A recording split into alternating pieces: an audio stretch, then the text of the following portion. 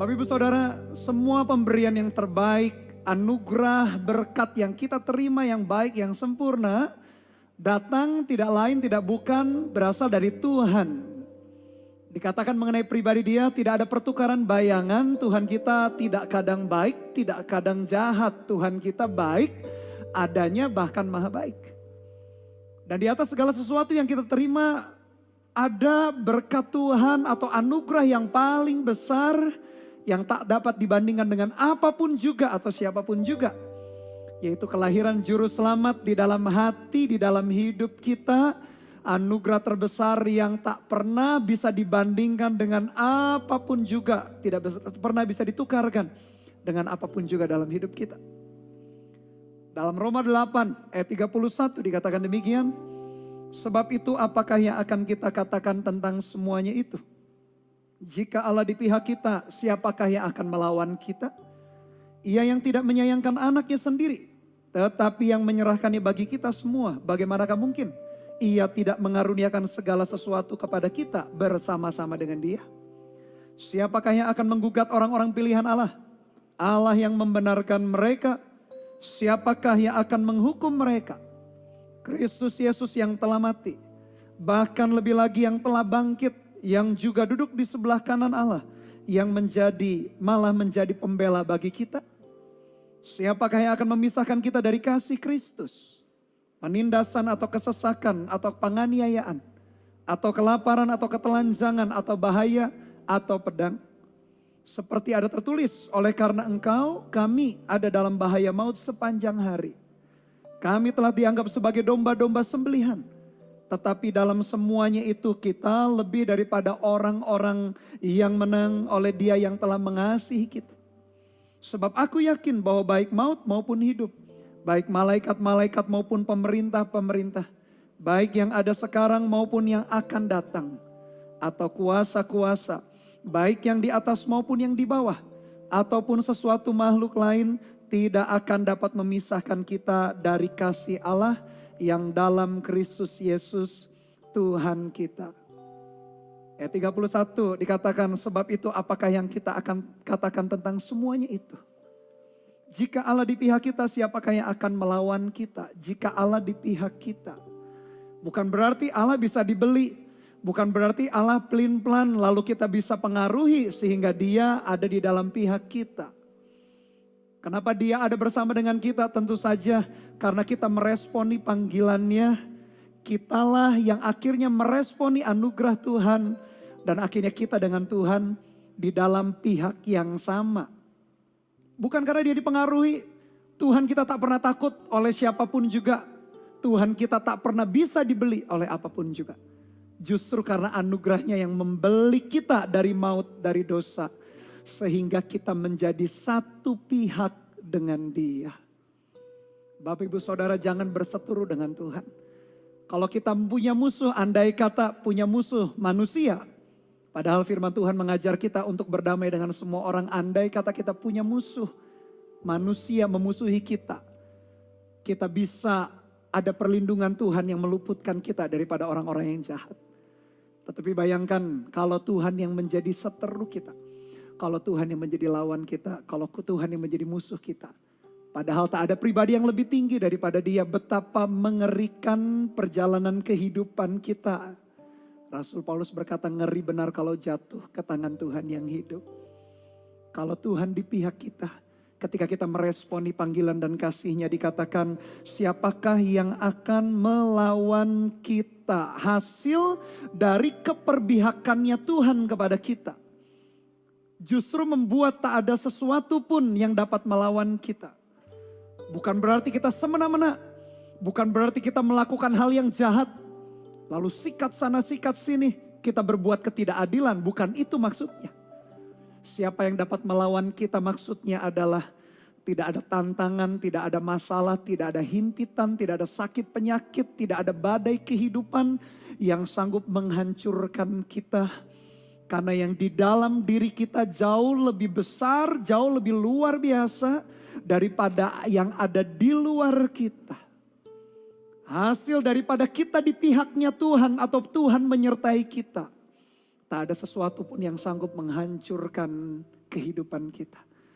Sehingga saya meyakini Bapak Ibu Saudara, kita terlalu tangguh, terlalu kuat untuk dihancurkan dengan masalah. Bukan karena kekuatan kita, bukan karena pengalaman kita, bukan karena koneksi yang kita miliki. Tetapi kita menyadari Yesus itu telah lahir di dalam hati kita. Dia menuntun kita. Hasil daripada kita berpihak dengan dia atau Tuhan ada di sisi kita. Tak ada sesuatu pun yang sanggup melawan kita. Ayat 32, ia yang tidak menyayangkan anaknya sendiri, tetapi yang menyerahkannya bagi kita semua, bagaimanakah mungkin ia tidak mengaruniakan segala sesuatu kepada kita bersama-sama dengan dia, ia yang tidak menyayangkan anaknya sendiri.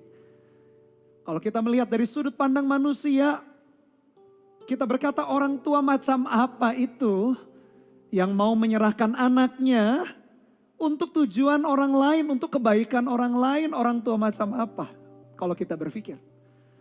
Tapi itulah hati Tuhan kita. Itulah hati Allah Bapa kita yang mengaruniakan anaknya. Dia rela anaknya dikorbankan. Dia rela anaknya mati dengan cara yang paling hina. Karena dia mengasihi kita. Itulah arti Natal itu. Tuhan yang tak terjangkau. Ia yang jauh di sana karena maha kuasa, maha mulia. Dia Allah pencipta semesta alam.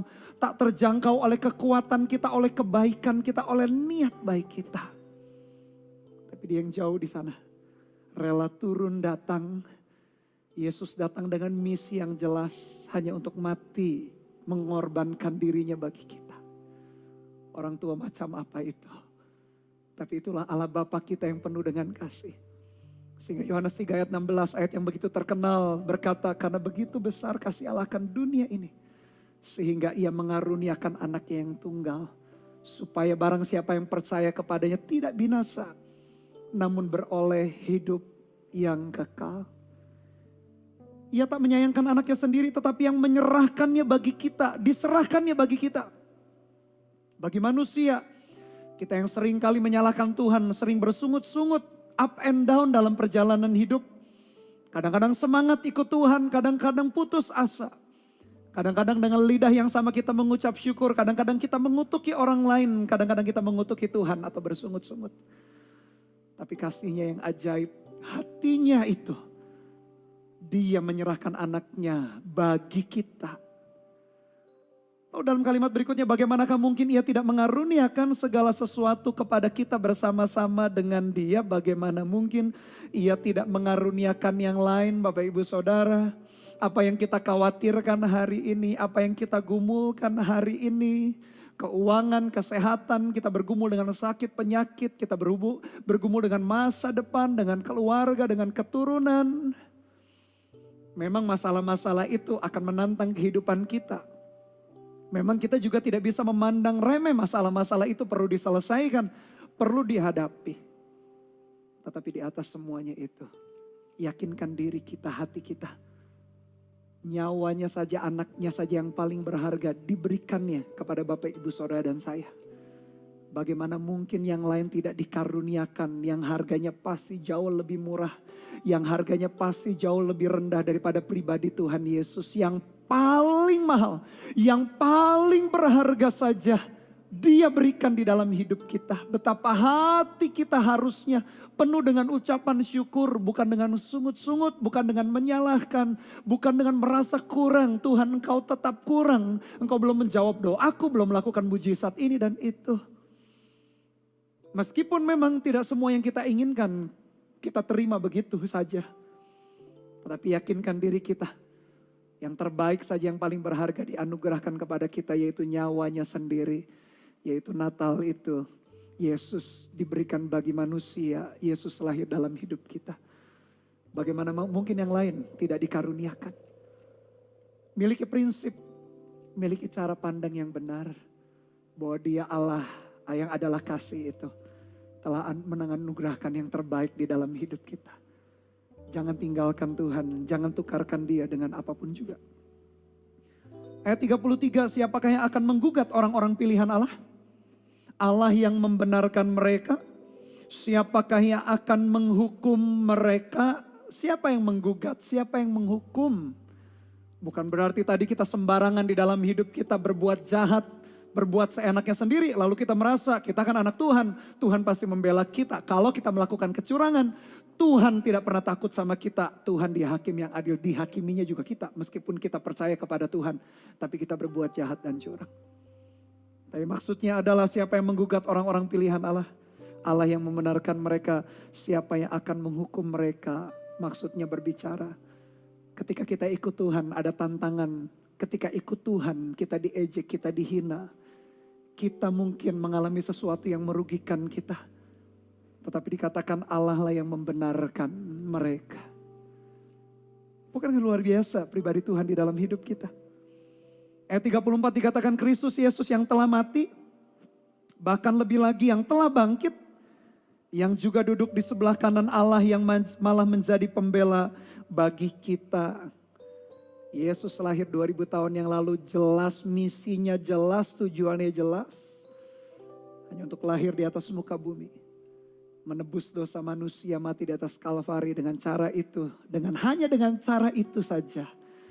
Manusia kita dapat diselamatkan. Dia korban menggantikan harusnya kita yang mengalami maut.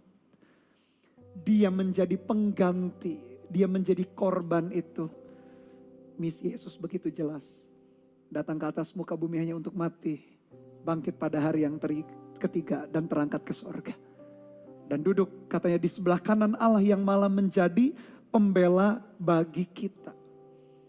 Oleh karena itu kita yang orang Kristen yang sudah sungguh-sungguh. Tetap pastikan kita tidak pernah meninggalkan Yesus. Sekali kita ikut Yesus sampai selama-lamanya ikut Yesus. Bagi Bapak Ibu Saudara yang ragu-ragu. Yang hidupnya di dalam iman kadang mundur. Kita ragu, kita bimbang ikut Tuhan atau tidak ya. Sungguh-sungguh atau tidak ya. Hari ini pastikan bahwa kita benar-benar ingin ikut Dia dengan segenap hati kita. Karena kita tahu bahwa anugerahnya telah menyelamatkan kita terlebih dahulu. Jangan ragukan kasih Tuhan Bapak Ibu Saudara. Dan bagi Anda yang belum pernah menerima Tuhan Yesus sebagai Tuhan dan Juru Selamat. Berita baik ini, kabar baik ini, Natal ini. Disampaikan beritanya hari ini kepada Anda juga. Yang belum pernah terima Tuhan Yesus sebagai Tuhan dan Juru Selamat. Dia datang dengan misi yang jelas. Dan tak perlu tunggu selesai worship night ini. Untuk Anda menerima Tuhan Yesus sebagai Tuhan dan Juru Selamat. Anda yang tahu Anda belum pernah menerima Dia. Ikuti doa saya yang sederhana ini. Dengan segenap hatimu. Katakan Tuhan Yesus. Hari ini saya menyadari saya manusia berdosa. Ampuni, sucikan dan kuduskan hidupku dengan darah-Mu yang kudus. Hari ini dengan mulut aku mengaku. Dengan hati aku percaya. Bahwa Engkau adalah Tuhan Yesus. Dan Juru Selamat yang telah mati di atas kayu salib. Bangkit pada hari yang ketiga. Terangkat ke sorga. Dan sekarang duduk di sebelah kanan Bapa yang mulia. Hari ini aku menerima Engkau sebagai Tuhan dan Juru Selamat atas hidupku. Jadilah Tuhan, jadilah Raja atas hidupku sampai selama-lamanya. Katakan di dalam nama Tuhan Yesus. Selamat bagi Anda yang baru saja mengikuti doa tadi. Gak perlu tunggu acara worship night sampai selesai. Anugerahnya keselamatan diberikan kepada kita. Dikatakan Kristus Yesus yang telah mati. Bahkan lebih lagi yang telah bangkit. Yang juga duduk di sebelah kanan Allah. Yang malah menjadi pembela bagi kita. Pembela berarti bukan membela ketika kita melakukan hal yang jahat dan curang. Membela maksudnya apapun kondisi kehidupan kita. Dia Allah yang setia. Dia tak pernah membiarkan, tak pernah meninggalkan kita. Mau himpitan, tekanan, aniaya, penderitaan. Karena iman kita kepada Tuhan. Tahukah Bapak Ibu Saudara, Dia yang membela. Dia yang merangkul hidup kita. Tak mungkin Dia membiarkan kita. Dia mengerti ketika malam-malam mungkin tak seorang pun tahu pergumulan kita. Dan kita hanya berlutut di kamar kita meneteskan air mata. Dia mengerti Bukankah dia pembela bagi kita?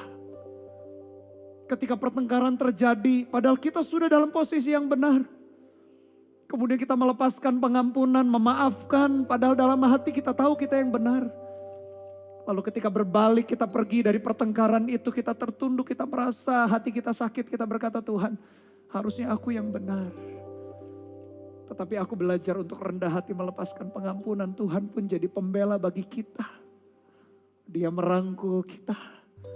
Dia tahu ketika kita mengerjakan hal-hal yang benar. Ayat 35, siapakah yang akan memisahkan kita dari kasih Kristus?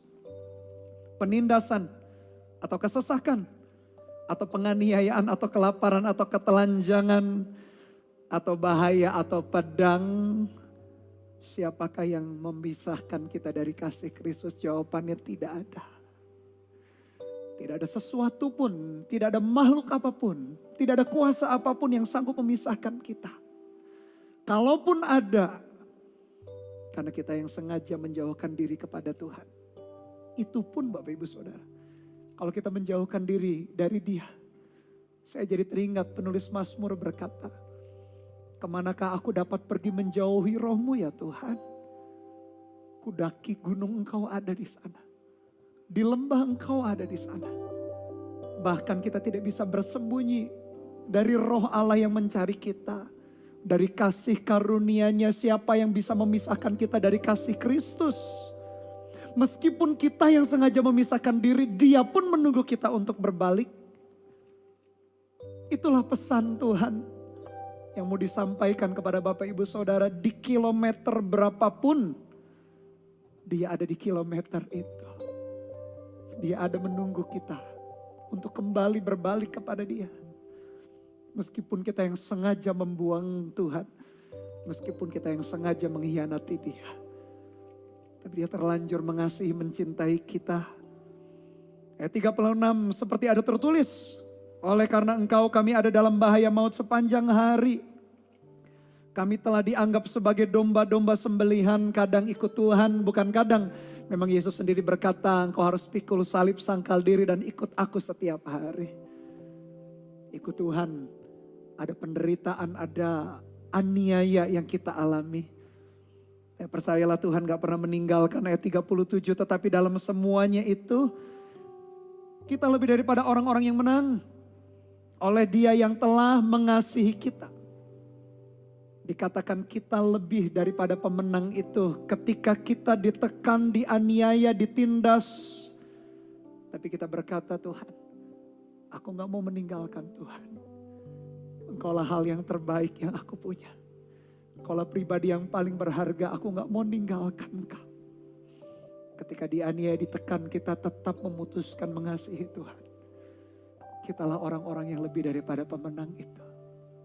Bapak Ibu Saudara, dengan saya lah orang-orang yang lebih daripada pemenang itu. Ayat 38-39. Biar ini menjadi keyakinan kita juga.